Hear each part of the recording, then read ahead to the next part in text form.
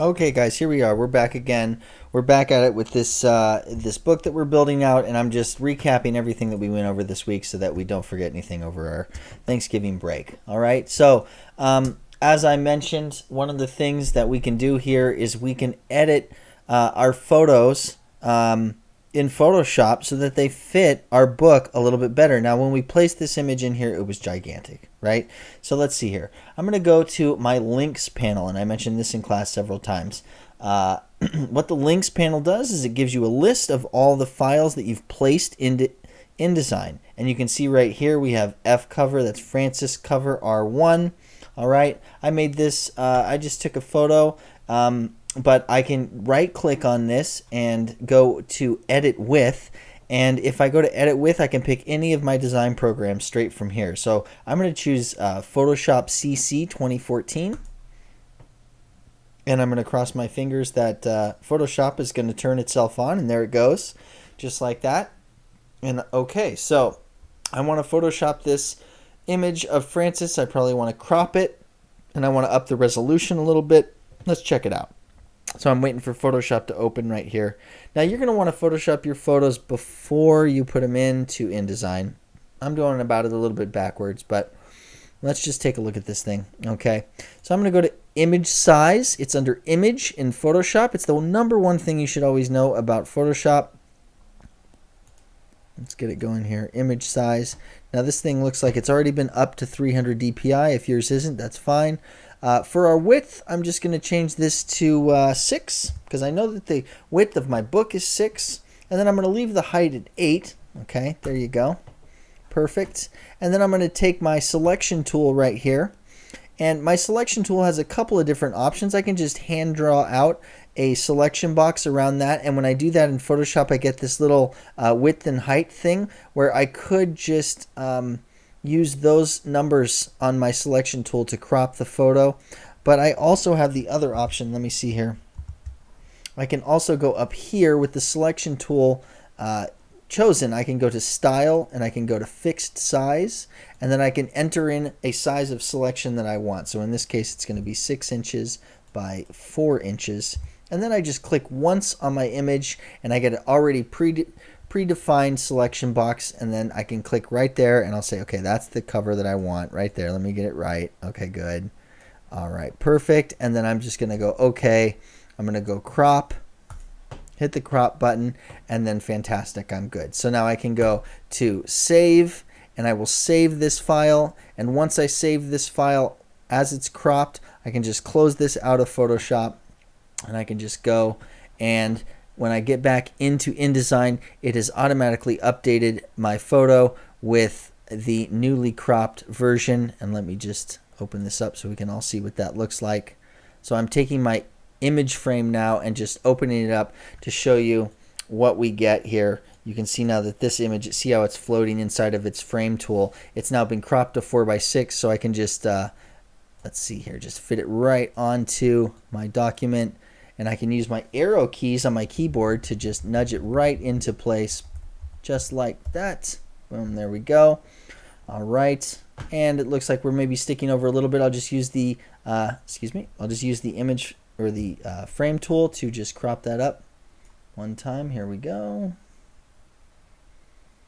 There's this side like that, and here's the bottom. There we go, just like this. Okay, good. So now this has been cropped and we know that it is 300 dpi.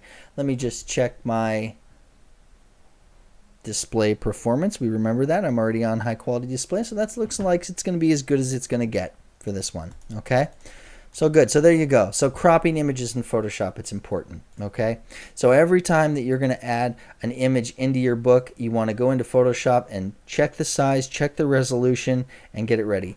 So let's just deal with this next page right here. Okay, let's say I want to add an image into that. Let's see, I'm going to go here to Photoshop, and I'm going to go open, and let me just see here. I've got a whole collection of puppies and kittens saved onto my computer here. So let me just go ahead and just click any one of these, and I'm going to open this guy in Photoshop. Let's just pretend this photo is one of your amazing renderings of an alien object in SolidWorks. I'm going to go to image. I'm going to go to image size. Resolution on this one is 72. I'm going to change that to 300. Okay, this is a very big image, right? It's 26 inches across by 16 inches high. So I can do that. I can change the resolution on a large image to 300 as long as I know ahead of the game that I'm going to shrink it back down to a much smaller size. And that's going to keep the resolution in check. So I know that my book that I've built so far for these tutorials is 4x6. So I know that the maximum size that I want this image to be is 4x6 or around there. So I'm just going to change this to, I don't know, I'm going to change it to 6, and that's going to give me a height of 3.75. See that? This is proportionally scaled. So when I change the width, it changes the height for me. So, you know, I think I'm just going to actually change the height to 4. Let's see. That'll give me a width of 6.4. I can always crop that in InDesign. I think I'm good to go with this image, okay? So I'm going to go like that. I'm going to go here, and I'm going to save as, okay?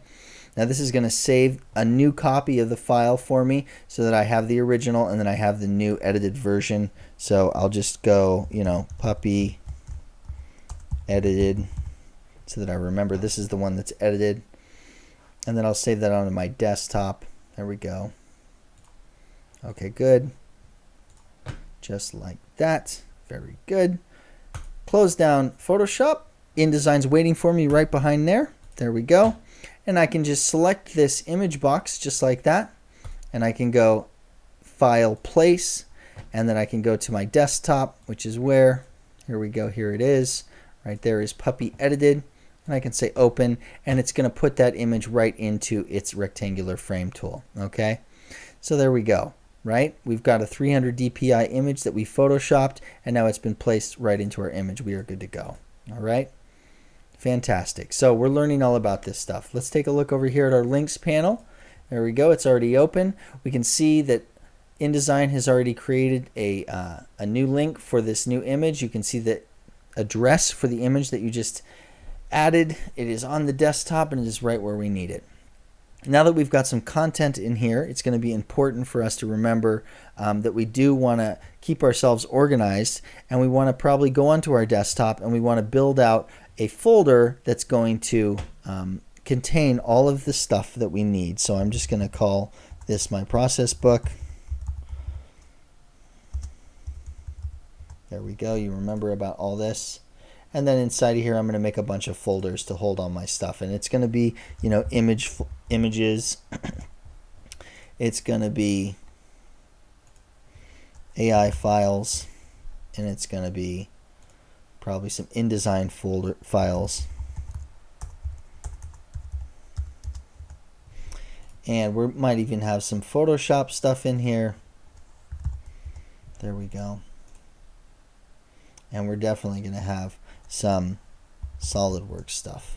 Okay, so now we are set to go. While we're here, let me just take my puppy images, or my puppy image here. There's one, and I'm going to put that in there. The other one was stashed away, I think, in this magazine folder, the one of Francis. Let me see, links. Yeah, there it is. I'll put that into my images folder, and there we go. I'm good to go. Now I'll close that up, okay?